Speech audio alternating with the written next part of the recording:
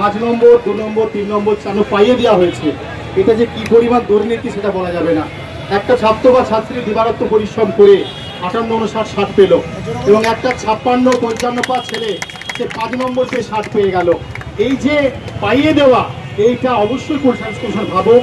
এবং 10 নম্বরটা নিয়ে যে আন্দোলন দীর্ঘদিন ধরে চলছে, আমার শিক্ষা দপ্তর বা কোল সায়েন্স কমিশন বা শিক্ষামন্ত্রী বা মাননীয় মুখ্যমন্ত্রীর কাছে আবেদন থাকবে, শিক্ষক হিসাবে আপনারা একটু ভাবুন, এই যুবশক্তিদের নিয়ে একটু ভাবুন।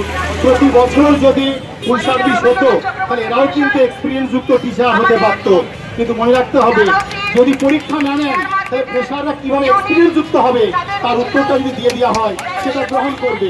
এবং আপনার যুক্তিকে আমরা অনেকবার শুনেছি, আমার হাতে অনেক সিট রয়েছে, আপনি তার কিছু অংশ সিট বাড়িয়ে এই যুবক যুবতীদের অন্তত কিছু ভ্যাকেন্সি বৃদ্ধি করে সিটগুলো পূরণ করে দিন।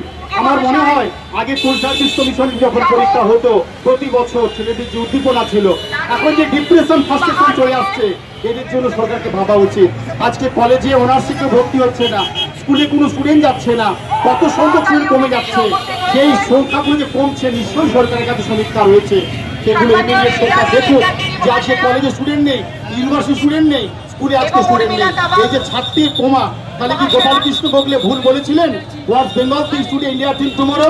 আজকে বাংলা যা ভাববে, ভারত আগামী দিনে যা ভাববে, এই উক্তিটা যেন মিথ্যা না হয়, সত্য হয়, এইটুকু আবদার রইল আমার কাছে যে বাংলার যুবকদের জন্য অন্তত 10 নম্বরটা ভাবুন, সিট বৃদ্ধি করে যে রাজপথে নেমেছে এদের জন্য আপনি একটু সদয় ব্যবহার করুন।